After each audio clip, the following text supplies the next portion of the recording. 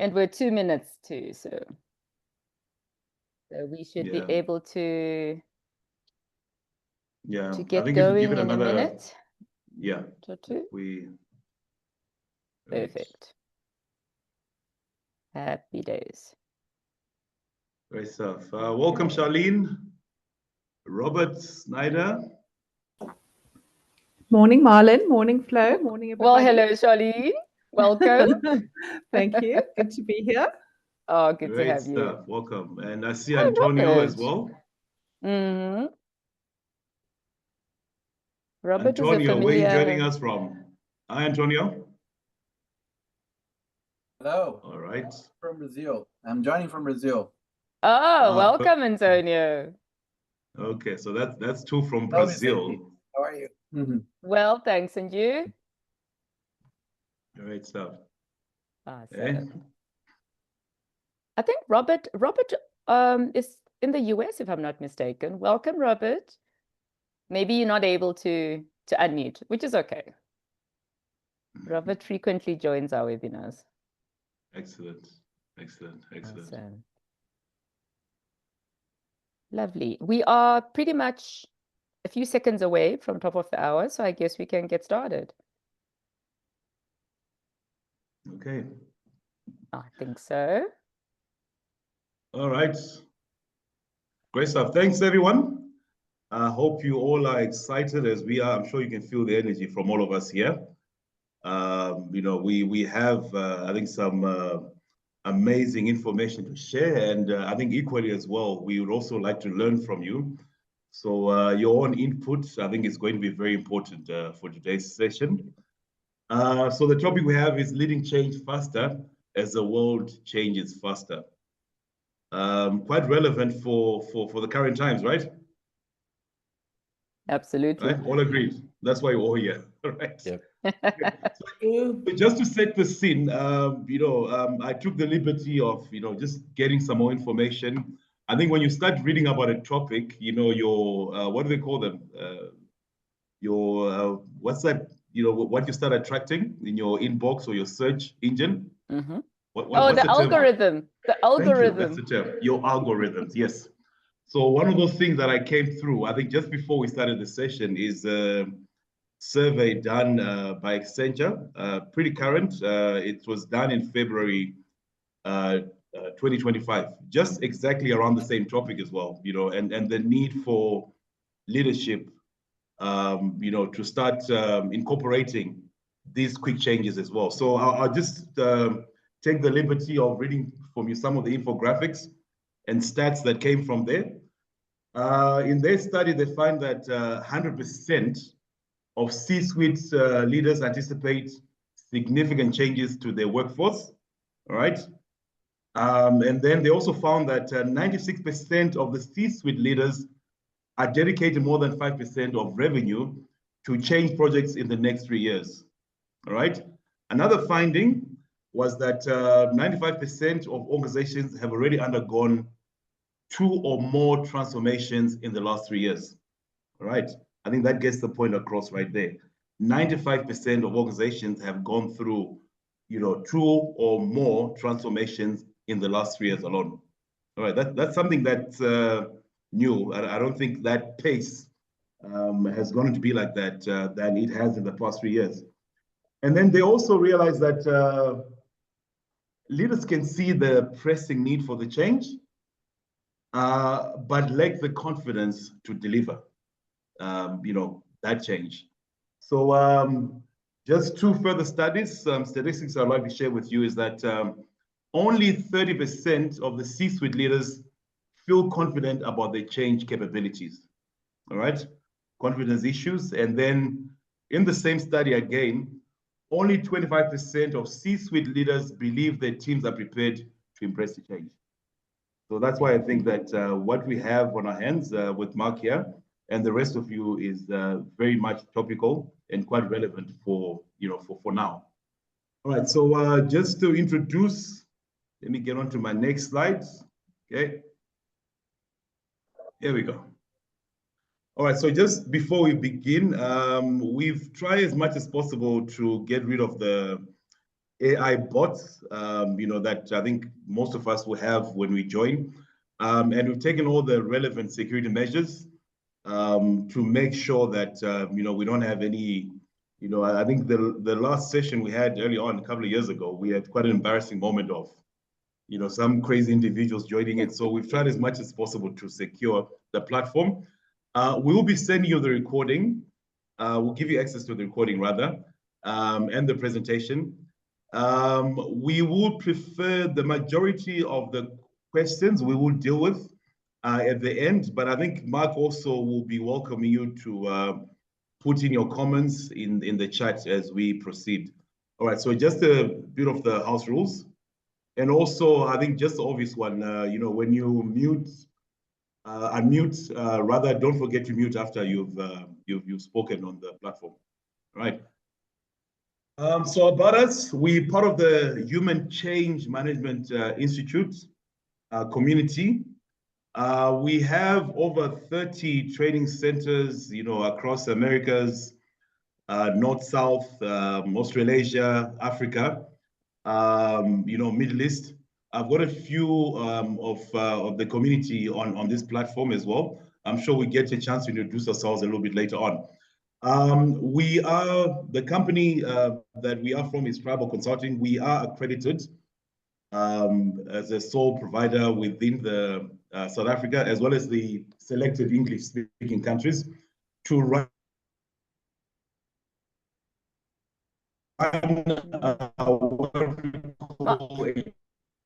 the change management. Yeah.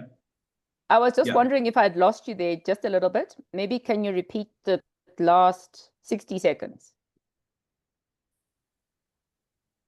Wow, okay, rewind. Okay. All right, so I'm just introducing ourselves. So this is basically the last slide before I hand up. Okay. All right, so we are also a premier knowledge provider of the Change Management Alliance. And up to now, we have certified over 12,000 practitioners in the HCMBOK Module 1 and Module 2, as well as HCMBOK to Agile, and HCMBOK to AI as well, which is a current edition of ours. So that's basically us from an introductory point of view. Florence, I'll let you introduce yourself when I hand over to you, which is right now. Which is round about now. Great, fantastic. Thank you, Marlon. And welcome, everybody. It's so lovely to have you all, whether you are in Zoom or you're watching on LinkedIn or YouTube. Welcome, welcome, welcome. It's good morning or good afternoon or good evening, depending on where you are. So it is my privilege and my pleasure to introduce Mark. You may also would not want to know who I am. Okay, so I am Flo Chikowore, and I'm co-hosting with Marlon today. Co-associate with Tribal Consulting, and we all do the change management training together. My background is very much change management, and I think I've met quite a few of you along the way, whether in other webinars or during the course of training as well. But it's not about me today. I would very much like to welcome Mark Fritz, a long-term associate of ours, and he's always so very generous with his time and generous with his knowledge as well. So I'll do a quick introduction to Mark. Firstly, hello, Mark. How are you? Very good, Flo. Good to be here. Wonderful. It's lovely to have you. So I have the privilege of being able to say a little bit about you. There is what's on the screen that everyone can see. So you are a leadership expert, and you have developed quite a few very interesting approaches to leadership. And I have been, having the pleasure of seeing some of the work that you've been doing. Senior lecturer at business schools, you mentor senior executives, facilitates multiple leadership development programs across the world. We're very lucky to have Mark today. And Mark, I sort of went into your bio just to remember the other countries that you've also lived in. I thought I would say those two. So originally from the US, you've lived in Singapore, Egypt, Netherlands, Italy, Japan, and you now make London, UK your home, but you also spoke of the Middle East just now. So you are very global, which is a huge benefit to us. So on that note, I would like to waste no more time and hand over to Mark. And Mark will pick up from here. It will be very much a conversation. And we may be having chats back and forth as Mark goes through the material, but we will definitely have the Q&A session at the end as well. So Mark, over to you. Welcome. Thanks, Flo. Hi, everybody. It's good to be here. I guess good morning or very early morning for some of you. Good afternoon, good evening. It's nice to be here and share some ideas with you about leading change, particularly leadership, in a world that is changing at a faster and faster pace. Okay, so I'm going to share some concepts around leading and leading change, and also where we need to be more positioned as leaders in order to lead change faster in an ever-changing world. And I think a lot of things I'll touch on, as well as you know, the introduction of AI has now basically, you know, fueled that speed of that change as well. When you think about all the things that are happening around that and everything that can enable as well. So I'm going to share some ideas. I'll probably ask you some input in the chat as we go, and then we'll allow some time for Q&A and questions. And if you have a burning question, just put it into the chat right away. Now, the first thing I want to share with you is this. On this grid, on the left side is uncertainty. The bottom is complexity. Type your answer, what your thoughts are, into the chat. Where is today's world in this type of grid? Is it upper right, lower right, upper left, lower right? You know, where is today's world? Type your answer into the chat. Where's today's world on this grid of uncertainty and complexity, right? Right? Yeah, Roy says off the screen, right? Upper right, right? It's very interesting. It's probably off the screen. It's probably up into the next floor. And it's getting worse and worse as we go.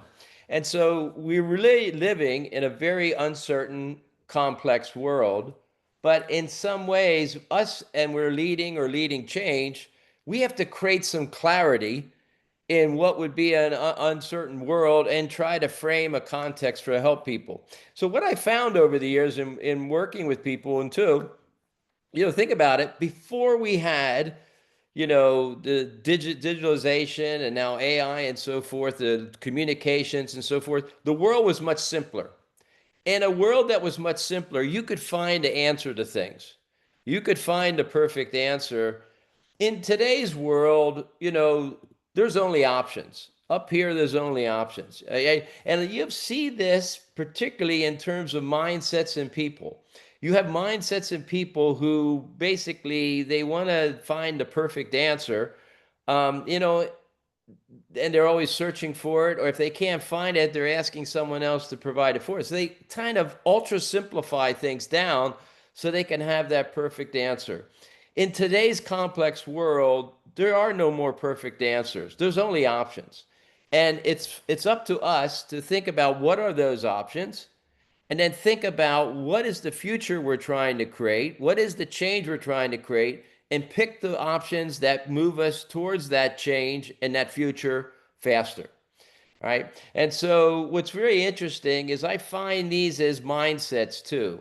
You know, the A mindset is the perfectionist who wants everything and really focus more on how they do things and having things perfect, where the O mindset is more of that growth mindset that you hear people talk about a lot. You know, they're always saying, hey, there's opportunities in uncertainty and complexity.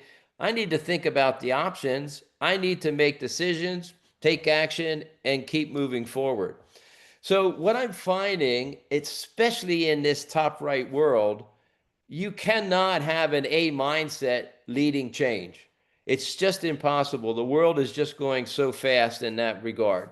You have to have someone with an O mindset that will take into account all the complexities that the world is throwing at you and thinking about what are the options, and then making decisions in how to address these. And you think about it, this O mindset leader or driving change has to have two particular great skills.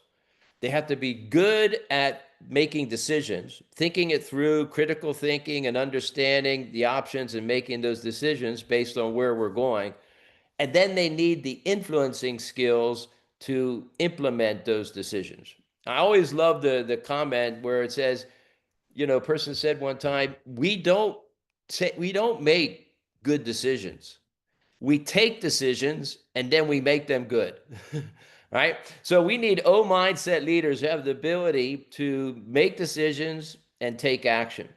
You know, I've done over 300 CEO managing director mentoring groups in the last sort of 15, 16 years. And over the last year or two, I've done a number of them, and I've showed this model to managing directors. And what it really highlighted something that was kind of clear, but you know, it was clear to them they had a problem, but it wasn't clear to them what that problem was. And it's very interesting is that between an A mindset and an O mindset leader, you know, you have some big problems. In other words, in a few of their key positions, they didn't have an O mindset leader. They had an A mindset leader who was more about the perfect answer, controlling things, no mistakes, et cetera, et cetera. And that was the person that was slowing their organization down. And they didn't realize it till we started discussing the differences between an A mindset and an O mindset type of leader. So think about this, you know, if you're reporting to or an A mindset leader, you're certainly not being able to use your potential. And so what I found in this is it's so important when you're leading change is that you have an O mindset leader in charge of that. So they're looking at the opportunities. They're not trying to oversimplify the world to have that perfect answer as the A mindset would. And they're saying it's up to me to make decisions and move forward. In a fast changing world, you're always going to have to be making faster decisions to keep pace with that. And that's going to be the key. And, you know, you're going to have to think through those options. Now, so the key here, what I found, and let me ask you this question. Type your answer into the chat function. When you started your career, what did you start your career as? More of an A mindset or an O mindset? Type your answer to chat. Let's see what people say. When you started your career, were you more an A mindset or an O mindset?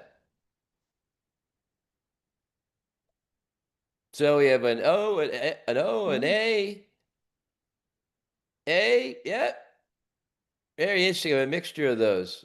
Yeah, it's a nice mix of A and O going on here. Yeah. It's interesting. You know, when I ask top lawyers, and I did a lot of work with corporate counsels, and I say, when you started your career, what did you start as? They said we started as an A. We were focused on the law, making everything right, etc. But we have to be able to move towards an O if we're going to be able to lead others, lead change, and move fast enough. And so what's very interesting is, can these people make this change? So sometimes when you have people in your organization, you know, you have to think about if they're there and you want them to do a stronger position. Maybe you want them to lead a smaller project. Can they move from an A to an O? And that's the real key, because not everybody will be able to make that change moving from an A to an O. Okay. And so here's what I found in my career is when I had people who were quite bright, but that mindset wasn't quite right, I was always giving them small projects to drive and just sort of test them, because projects and change projects, very small, would help to see if they're going to think a little differently or if they want to do that. And you know, it's going to drive them to be able to have to be able to make decisions better influencing. So think about this. You know, if you're reporting to an A mindset leader, you're not using your potential, and they're probably making decisions at too slow a pace to make things happen. You got to be more of an O mindset type of leader. Let me ask you a quick question. Type your answer to the chat. If you're leading a team, would you like a team of all O's? Would you like a team of A's, or would you like a combination? Would you like a combination? Type your answer to the chat. Let's see what people say. That's an interesting question. Yeah, you'd like a combination, right? You like some people who like their head down, just delivering things. But, you know, the key thing, if someone is leading the effort or driving forward, you do not want an A. And like I said before, and I did those mentoring groups, often in the last 4 or 5 that I've done, and I showed this chart, there was at least 2 leaders in the room who said, I have A's in key positions, and I need to see if they can move to become an O, or I have to replace them because they're slowing my business down. So if you're leading change, you want O mindsets leading it. If you're driving the change, you want a combination of those. And the O mindset skills you need is you need to be have decisions and influencing skills, but the foundation of that is having the ability to do systemic thinking, critical thinking. In other words, they're able to see the world in all its complexity, uncertainty, but finding a way through it.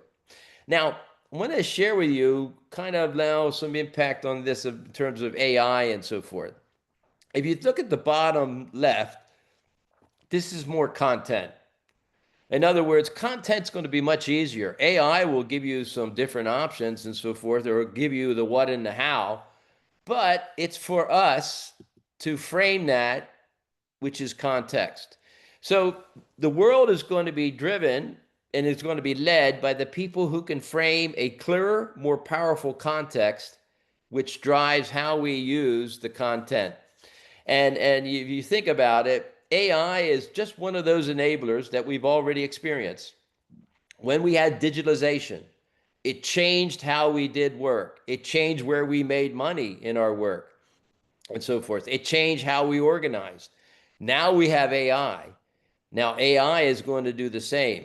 So if you're not in an organization that's doing small, large, and medium-sized changes all the time now, you are going to be behind the ones that aren't that are doing it. And thing of this is that today's leaders, they need to be stronger context providers because the context frames how we use the content, and the content will be much, much easier with the introduction of AI and those things. So, we need to be much more stronger context providers. We need context providers who can make decisions and influence those decisions to make them good, and they have the understanding around systemic thinking and sort of critical thinking in order to accept the world as it is in the complexity, but create enough clarity for the team around them that can move forward. Okay, so keep in mind this is that we need to be stronger context providers. We need to be having O mindsets in all our key leadership positions. And they have to be good at framing a powerful context so that our people are focused on the things they need to do to create that future faster. So what I've been sharing this in the latest programs and so forth, and I was in Kuwait the other week, and immediately some people in the room said, I now understand why I'm having some problems in this area, because I have A mindset leaders in the wrong spots. Okay. So it's really, really key for us to think about it. We need A's and O's in a good combination in a team, but in leadership positions, we cannot have an A in that position because we're just not going to move forward fast enough. They're not going to be able to create the context clear enough, and they're not going to be able to make those decisions and take and influence forward. So keep in mind this idea about context versus content, O mindsets versus A mindsets. And, if you're leading an organization, you're sometimes going to have to make a tough call on an A mindset who will never, ever be a good O mindset. And you're going to have to replace because you're basically slowing everybody down. The interesting thing, too, is an A mindset will be a role model for the future A mindsets. So if you have an A mindset in the wrong position, you not only have a present problem, you have a future problem because you're creating role models they're creating role models who are more A mindset type of people. So key thing there, you want to be an O mindset. And if you're driving large changes that have multiple changes around it, you want to surround yourself with O mindset leaders to make things happen. Your life will be infinitely easier. Okay. Now, just a couple things here in terms of the 3 things I found in leading change. Okay, I started my career, the first 10 years of my career, I was implementing enterprise systems around the world. So I used to completely change over the operating system in a company. Big bang. In other words, we'd train everybody up in 5 months, we'd flip a switch, convert all the data, and on Sunday morning in Egypt or Monday morning in all the other countries, everybody was doing something different. Okay, so we did massive change at once. And based on my experiences of driving change, I came up with the 3 Ps for driving successful change. And it's even more important in this fast changing world. The first one is the people. You have to start with investing in and putting in the right people in the right positions, which means you don't put an A mindset leader in a key leader, I mean, A mindset in a key leadership position in that change. You're going to have an O mindset leader. Also, if you have various changes going on and you have a very important one, and it'd be very important to have a certain key person leading that change, but they're not available for a couple months, sometimes, even if you need to go fast, it's important to delay that change a couple months so that you put the right leader there. Because I don't know about you, but often driving change, yes, you need a process, but what often enables it is the relationships that people have built up and the influence that comes along with those relationships. So, your who is where you start. It's not on anything else. It's who you put into these changes and who you got in the right key positions so they are the right role model for the team around them. I lived in Japan for 5 years, and I was only there for 2 weeks when this happened. I didn't know any of the language at that time, and a person came through pushing a cart selling teas and coffees. And one day she brought a young girl with her, and the girl was her daughter, but she didn't know how to say daughter in English. I didn't know how to say daughter in Japanese at that time, so she said this is my copy. Okay. If you have the right role models, they're copying the right stuff. So think about this is yes, you need a good way forward, but the first start is having the right people in the right positions. And that means having the right O mindset type of leaders. Now, if you're thinking about the right people, then the next key is planning. General Eisenhower said it best. He said, plans are useless, but planning is indispensable. In other words, if you have the right people, you involve them in creating the plan, they're going to be able to adapt and move forward because plans are out of date 1 hour after you create it. But if you have the right people involved in creating the plan on the what and the how, you're going to be much, much more successful in terms of being able to adapt as you go. In today's world, you'll never be able to just follow along the line. You've got to have some key milestones out there and checking and adapting as you go, or you're just not going to be successful. Many years ago, I forget, maybe in now 15, there was a satellite that was coming down from space, and it was too big, it wasn't going to burn up. And they shot a missile at that satellite from a submarine. And when you think about it, when a missile goes towards its target, it's never going right at its target from the beginning. It's constantly adjusting, right? So the thing is we need people involved in the planning process and creating a plan that we can adapt and adjust and make those adjustments to create that future faster. So what I found is first start with people. Get them involved in creating the plan because the plan creates the alignment and the approach you're going to move forward. And when you have the key milestones there and you're aligning at those, you're seeing where you need to adjust the plan to go even forward and forward faster. Now, there's one thing that you'll never escape in anything, and the bigger the change, the bigger this issue is there's always going to be politics, okay? A lot of times I have people say to me, I hate politics. I don't want to get involved. Then believe me, you can't influence the game when you're outside the game. You just have to play it in a much more positive way. And look at it this way, okay? You have politics in your own families, right? Try to create a seating chart for a wedding. You have aunts and uncles you can't put on the same table.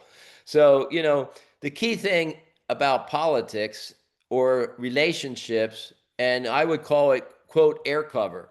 Give your change the air cover and the alignment it needs to keep moving forward faster. Because the bigger change you make, the more parts of the organization you're impacting, and sometimes including vendors and customers, that you need to have this strong alignment. And the biggest alignment is not about what and how. The biggest alignment is about why and where, because that creates a much stronger alignment. That direction, it creates a pulling power for all of us to align faster to go make it happen. So it's also about relationships on these things. And, I always use the story of Noah. And Noah's in the Bible, but it's also something like 30 to 40 times in the Quran as well. And the story of Noah started building the ark before it started raining. He didn't wait till it started raining to build the ark. So if you think about it, you need to build these relationships that will help you drive the change forward before you need it. And so you really need to be explaining a very powerful why and where others can see themselves being a part of it. And one thing I want to stress here too, when you're really driving a large change on the politics side, you will have some people supporting your project, but not for logical reasons or business reasons, but for their own personal agenda. So understand this. If they're supporting you for their own personal agenda, you'll get overall support, but they're not going to be big drivers behind supporting you in terms of explaining that where and the why to help influence others.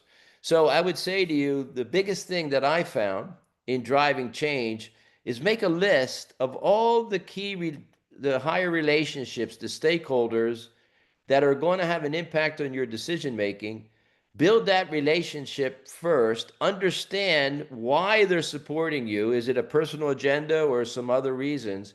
Because then you know how you can use them to influence others.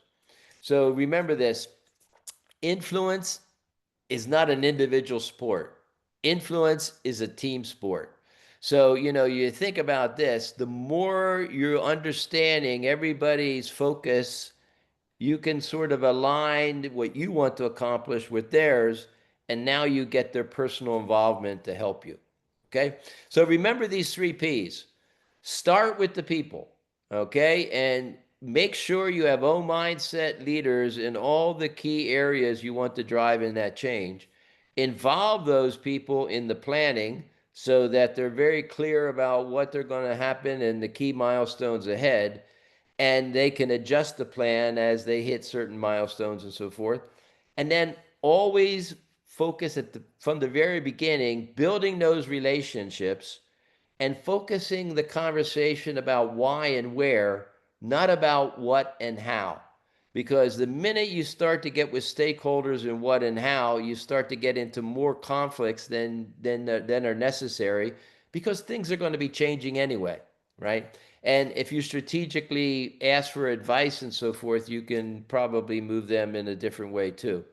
Here's an interesting one. Asking for input or advice, particularly both at the planning stage and the politics. When you ask people for input or advice and you use their input or advice, they now want to support you to make it happen. So you're going to get a lot more support by asking versus telling. And now there's a kind of a personal link there because people want their input or advice to be successful. A famous person was around building prizes years ago, and he was asking rich people for money. And he learned this: if I ask for money, I got advice. If I ask for advice, I got money. In other words, people were willing to support by giving their advice first, then they want their advice to be successful.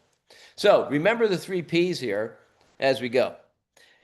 Now, the other thing I wanted to share with you, kind of related to this context and the people side and this why and where, the thing I'm finding more important these days is we need our leaders, particularly driving change, to be upping their level of influence, especially the bigger the change you had. Remember I said on the left side there in content, that'll be coming easier with AI.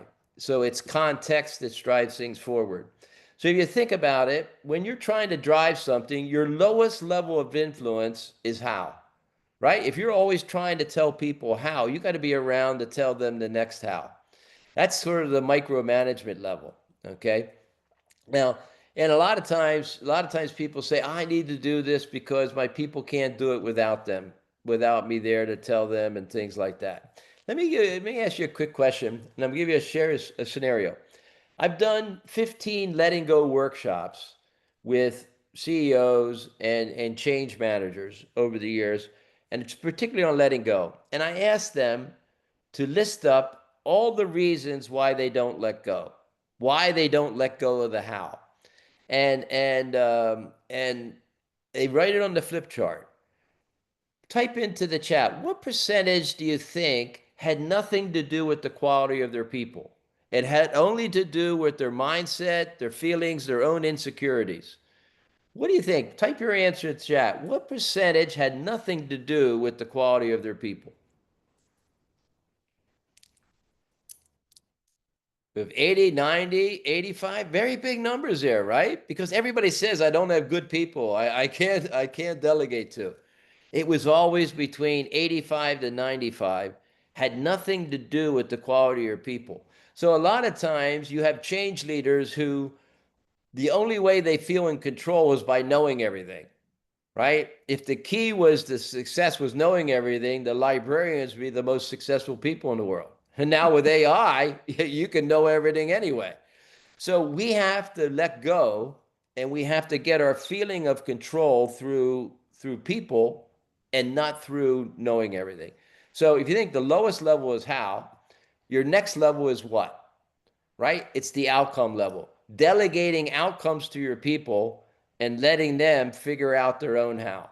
If you're leading any type of substantial change, you need to lead at the outcome level and the milestones level.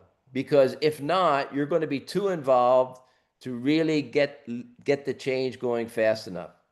And you can see the difference between outcomes and activity level in business.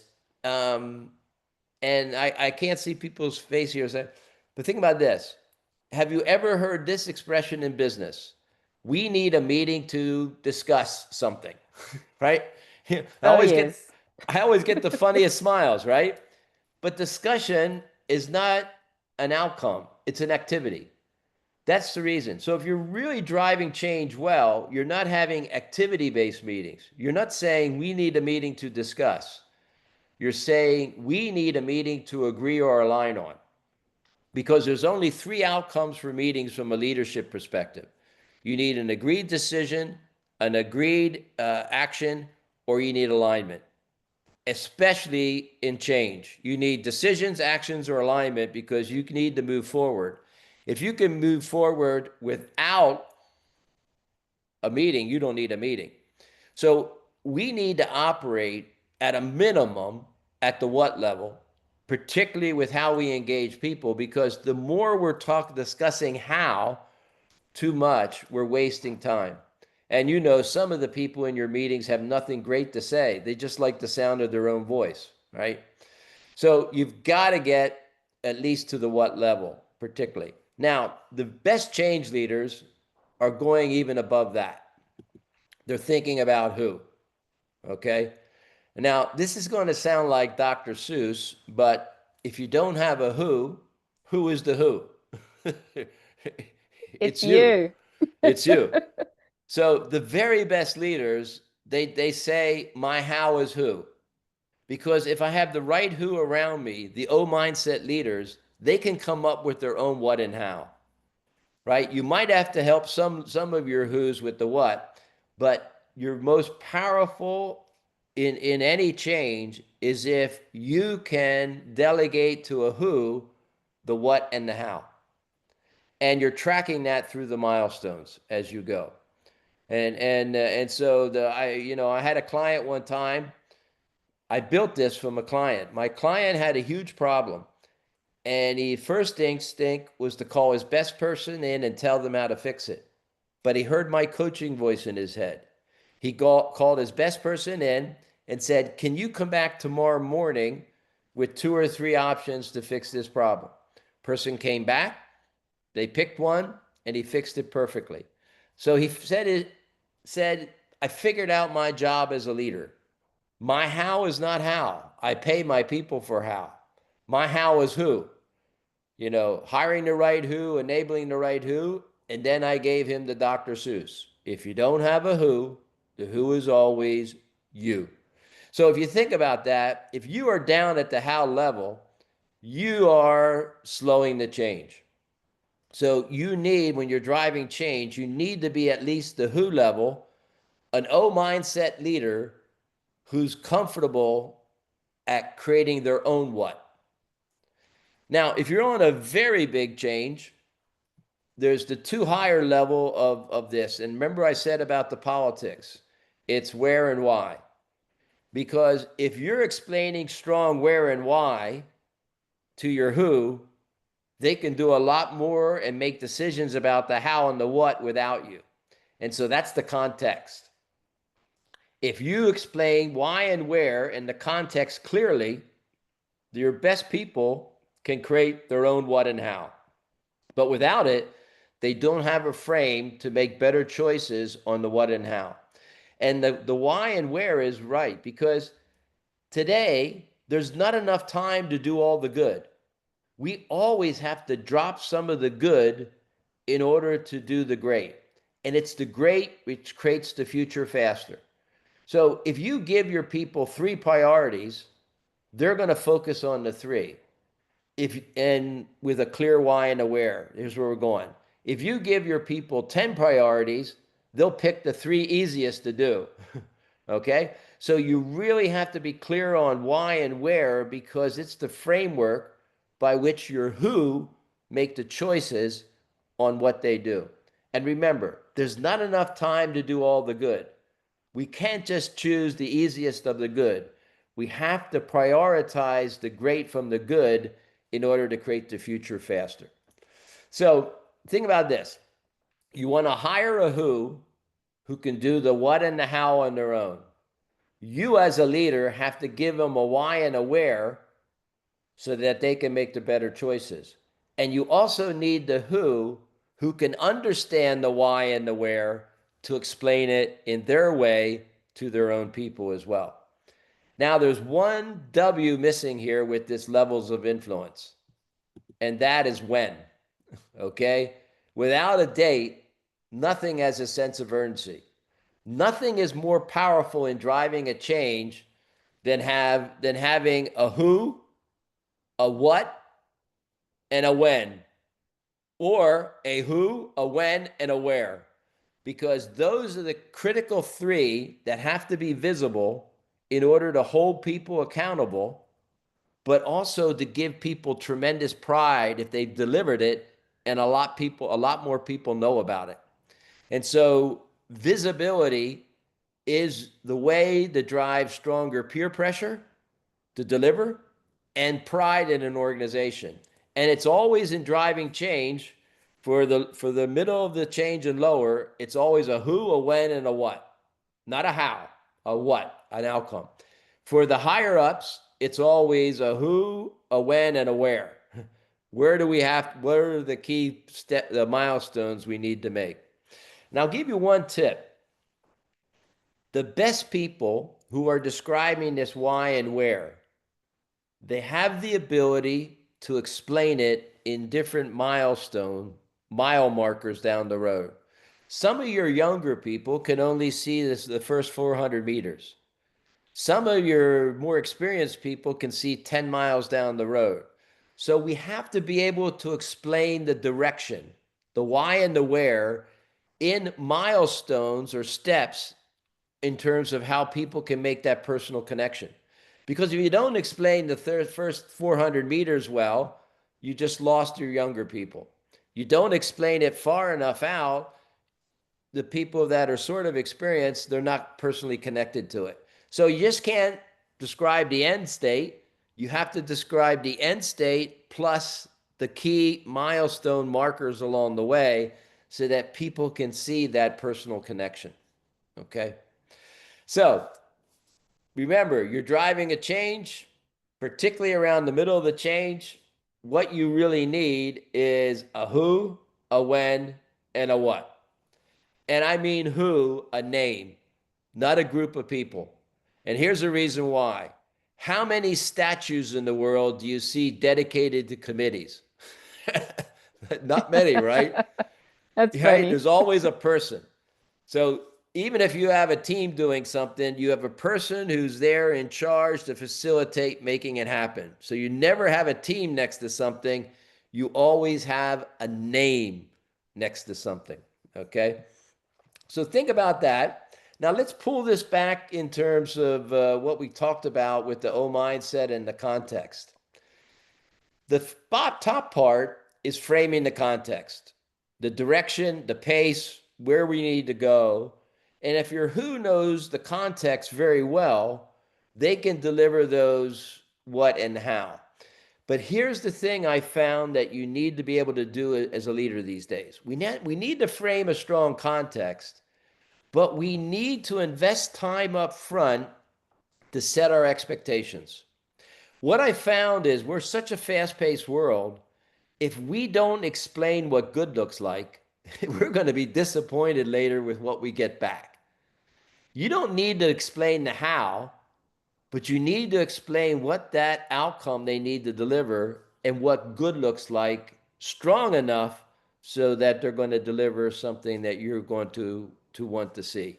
So what I found with very, very good change leaders is they're great at framing the context and they're great at setting expectations on the achievement, not the activity or the how. And so they making sure they get something back they want. Okay. So what I want you to share with you, think now, is on this grid, and if you're driving a change, where are you spending the most time in? Because if we're going to really drive bigger changes, we have to spend more time above the who.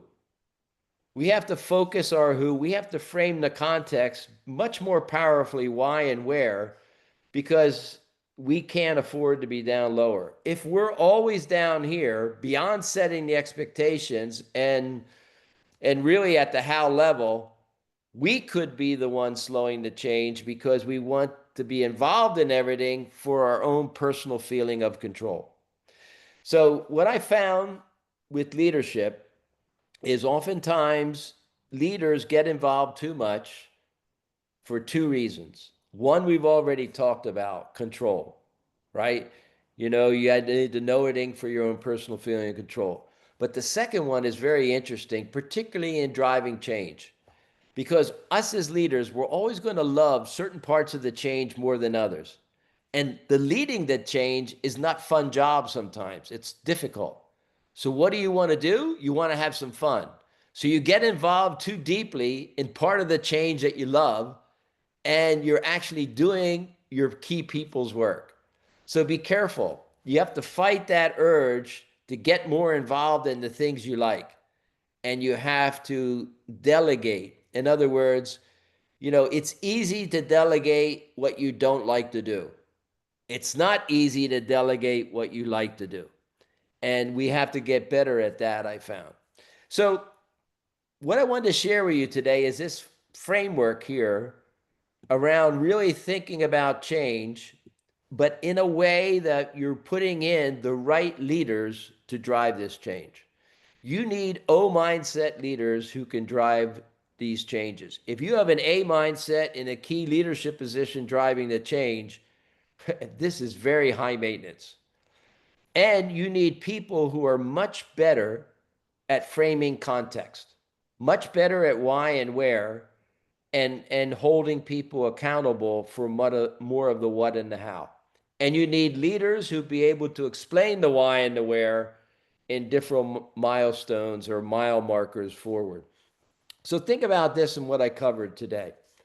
You know, a lot of this is all about people in driving change. But I'll tell you, you are going to suffer whenever you have an A mindset type of person in a key leadership position at any level of the change, right? And so you want A's and O's as part of teams driving it, but with someone who's making decisions about where we're moving forward, you need to invest in that O mindset leader. Growth mindset, able to think in systemic thinking, able to make decisions and having the influence skills to make it happen. And you need to keep growing those leaders so that you have them when you need it as well. Okay. And they are a great role model for the rest. So, thought I'd open it up for any questions. I'll take the slide off, and if we need to, I can bring the slide back if we need to frame something with this. Okay, perfect.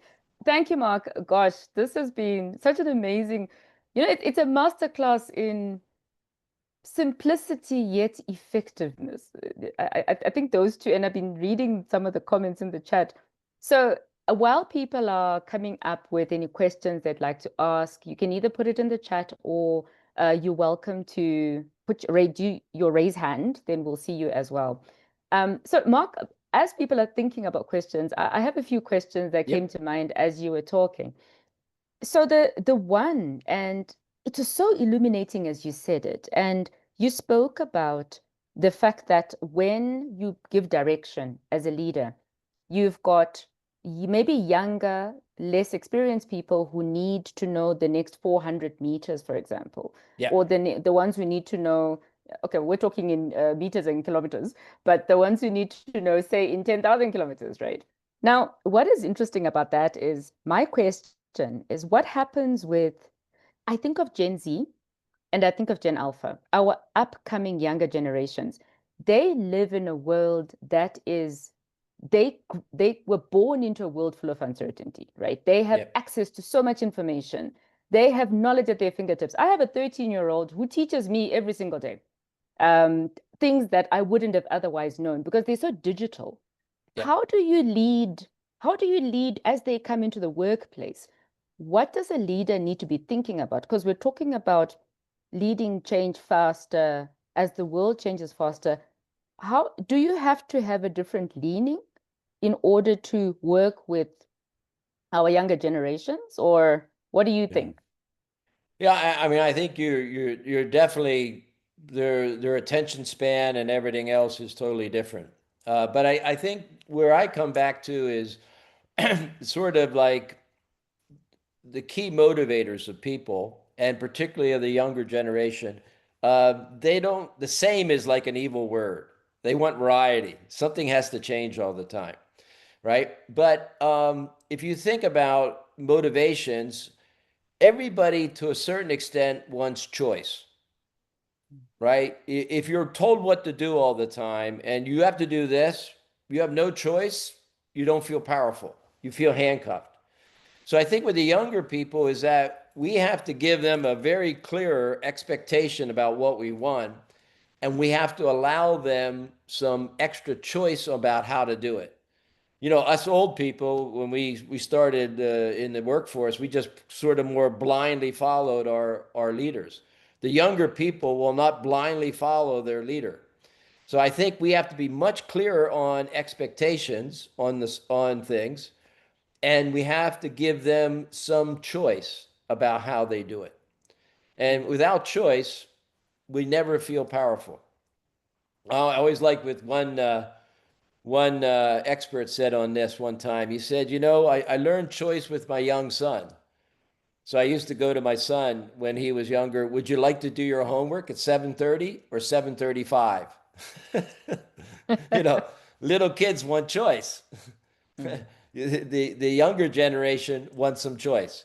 So I think what it's important for us is to frame a context which gives them choices we're comfortable with them making.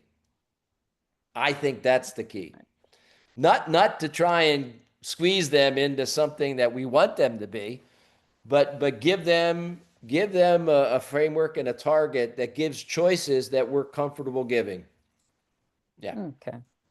Yeah, that makes a lot of sense. And I guess it relates, and I'm going to come to Cindy's question just now. There's a question in the chat. But before I get there, related to our multi-generational workplace landscape, when it comes to, so right now globally, there is a lot of back and forth about return to office or remote working, and there's a storm, right? So what is your view on that when it comes to, so we're leading change. Some people will say, but I can work remotely. Companies are saying, no, come back. The younger generation is saying, well, why must you be in the office? How do you manage that as a leader? Because you need to go fast. The assumption is we go faster when we're all together. And the other generation is saying, no, that's not the case. So not even generational, even parents who need to be closer to children and got used to the COVID landscape. Yep. What are your views on that? It's very interesting, and I ask this question when I'm doing leadership programs often. I say, do high-performing teams, do they do everything together, or do they come aligned and run fast by themselves? And everybody tells me they come together to align and they keep running and getting things done. So the key thing is some of the older leaders are forcing everybody back to the office because just naturally they will align because they're all together. You don't need everybody in the office all the time, but you need to know how you're going to align people, which means you might need to bring people into the office, every 6 weeks if you're really on focus thing or other types. But when they come together, you need to know what you're going to do with them in order for them to align. Because if you have a team that does everything together, you're doing more talking than doing. Right? And so a lot of times a high-performing team is aligning and letting them run with aligned targets to make things happen. So I think the key thing is that we have to adapt how we align people, and we have to use different ways to align people with less effort, and we shouldn't be forcing them back to the office necessarily. It's the easy way to get there, but maybe the not most effective way to get there. Yeah. Got you. Thank you. Very insightful. Okay, so Cindy has a question. How do you influence a leader that is in A mindset to move to O mindset? This is very, very tough. I never try to change the leader. I change the way I interact with that A mindset. So I probably reported at least 80% of my career to a micromanager who was an element of an A mindset. Okay. But I was never an A mindset after I started doing the first implementation. You can't change this person, but you can manage this person to your advantage. Because the number one thing you want from an A mindset is you want to earn freedom. And the way you earn freedom is you understand what do they like most about the job? What topics, what are the different areas they like the most? You give them all the information they want on the part they love, and then they leave you alone on the rest. So if you're not giving them all the details they want on the part of the business they love, they ask about everything. So your goal is to manage your A mindset boss in a way that you earn freedom for the other parts, and you can do more on your own. That's the only way I know how to do it. And believe me, I get this question at least 90% of the time when I'm doing leadership programs. Yeah, and she said it makes a lot of sense. It does, because and I find within the sort of leader coaching space, sometimes organizations will say, but maybe if we just send this leader for coaching, they'll come back fixed. please talk to that, because it's a challenge, and we see it a lot. So companies say that person would be fantastic if only they would think this way. Yeah. And then they send them off to training, send them off to leadership development, send them off to coaching, and then they expect a different person coming back. Yeah. You know, it's very interesting. Yeah. I think we don't give them the right coaching, because coaching is only one thing. You need to give them responsibilities for which they are not the expert, and they have to let go. And then you see if they can make that change. So you have to challenge them. You know, I often ask this question: do you get promoted faster doing your job or doing your people's job? Right? In some companies, they say doing my job or doing both. It's doing your job. So we have to teach people to let go, but a lot of times they're not letting go because they're not trusting their people, is what we said earlier. It's their own insecurities. So what I found is coaching alone will not do it. You have to give them a responsibility for which they're not the expert. Now they can't tell people what to do. They have to trust people more. And you can do that in any company by just giving a person a change project that now is outside their expertise. Right? But, you know, the problem is that you have to do this early in people's career, not later, because later it's very tough for them to change. Yeah. Got you. Thanks, Mark. And Dima, I see you've got your hand up. You're welcome to go ahead. Hi. Yes, hi. How are you doing, all everybody? Good. And I miss South Africa. We miss you too. It was wonderful to meet you when you came down. Yes. So, Mark, thank you, and it's good to connect again. I'm literally speaking, facing this exact. I'm talking loud because I'm a client side, and the CEO is exact this type of person you just described. And the Yeah. thing is that this guy, he's willing to learn every single thing. And this is what I've heard.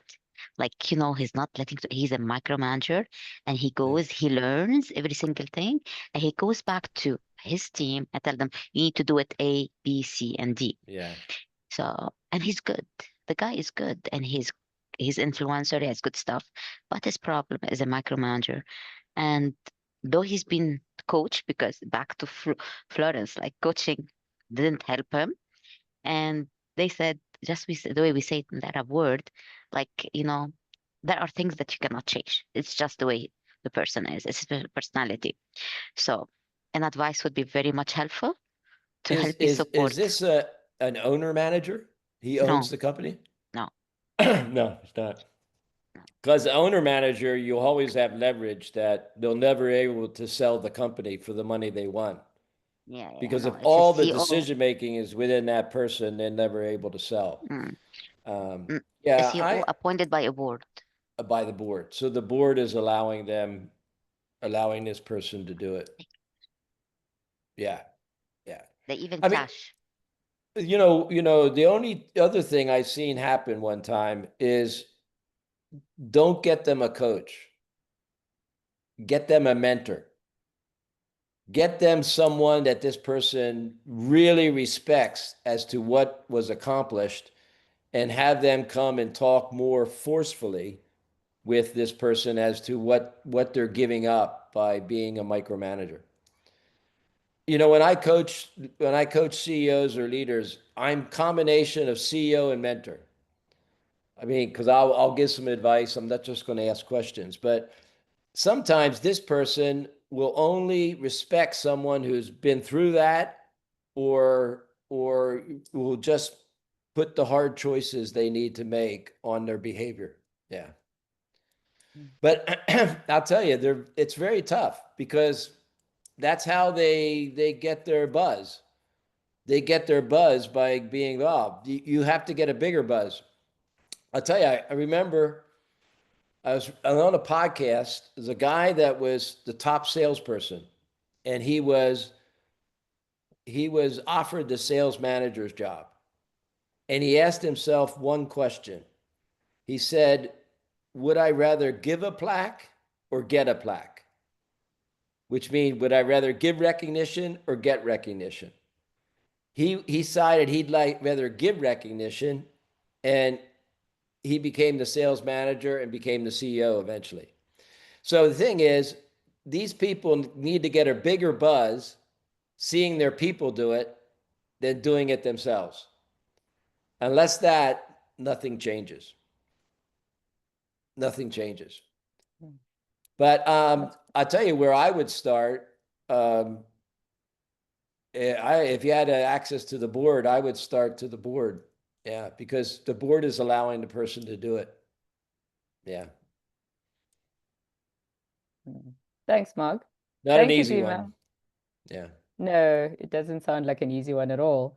Okay, and then the other question that I had as you were talking, Mark, is I started thinking from a, there's that expression that says what got you here will not get you there, or like to the next step. Like some leaders may have that mindset got them to where they are. Now they believe that that same mindset will get them to the next. And I was just wondering, if you take different industries. So if you take accounting, for example, for the longest time, accounting is about, there's only one answer. There's only one option. Then you get maybe engineering, where you're constantly having to look at different options. You get the medical field. So if you take different industries, do you think that it's potentially, you'll find more O mindset leaders in certain industries? I'm just wondering. Well, I think you have a mindset more in in areas where it requires a lot more details to get things right and stay right. Like nuclear. You have a lot more A mindset leaders and so forth. But I think also you're going to see a lot more A mindset in, how would you say, industries that aren't going through as much change. The industries that are going through change now, you can't do it without the O mindset. Yeah. But the biggest thing that I found is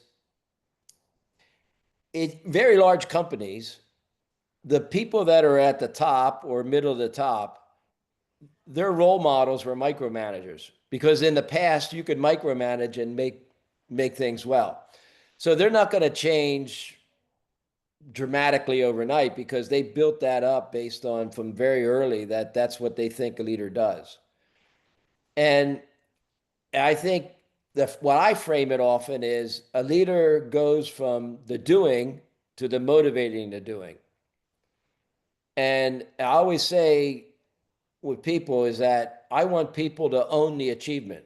In other words, if I delegate an activity, they don't own the achievement. They just own the activity. So we need to get people to own the achievement and give them some choice about the how. And that requires us letting go, but also holding them accountable, right? So my view is this is systemic in everywhere, but in those industries that aren't changing as much, it's even worse. Yeah. Got you. Yeah, because certain industries, there's now almost like a dance between AI and the benefits of AI and the intellectual knowledge that these scientists and medical people, they have that. Then there's AI, and then they're supposed to lead their teams within this. And maybe I make the example.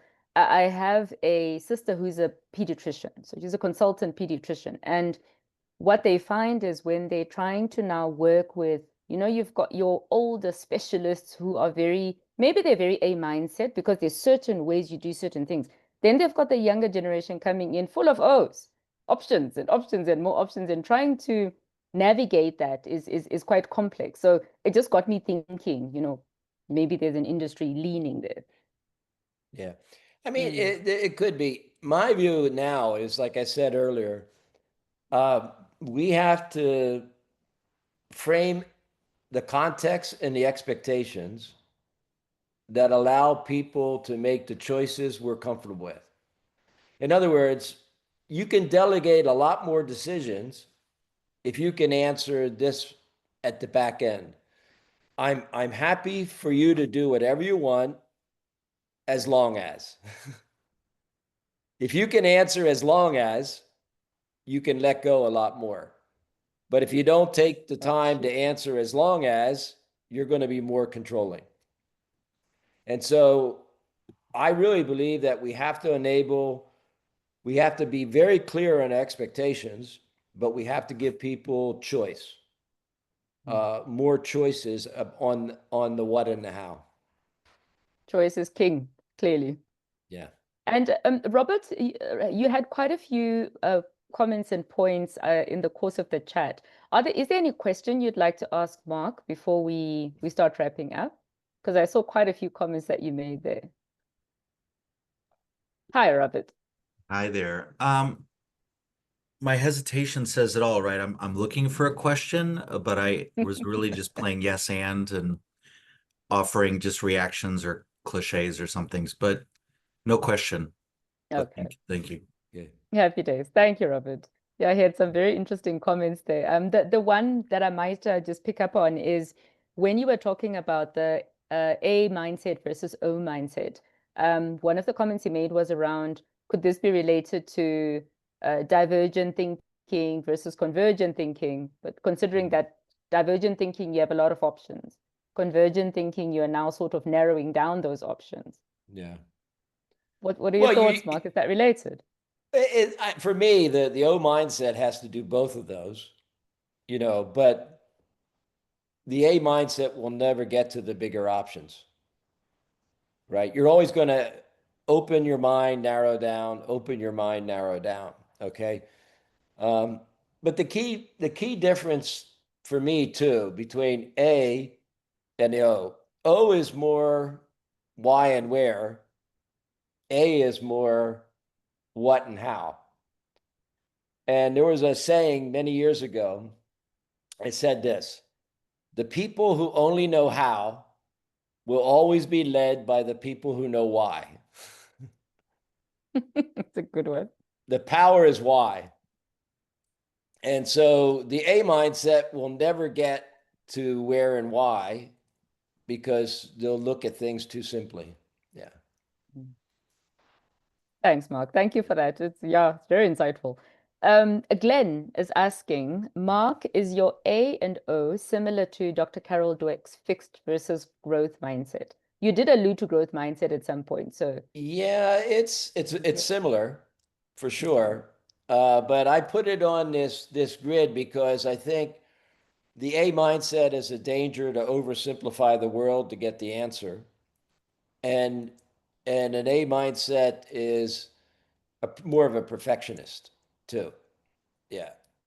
got you. But Okay. I'll tell you one thing.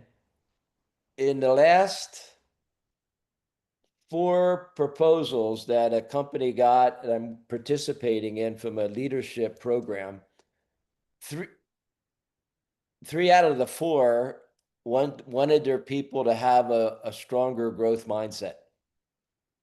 Because in a world of change, if you don't have a growth mindset, you're not looking at the opportunities in the right view.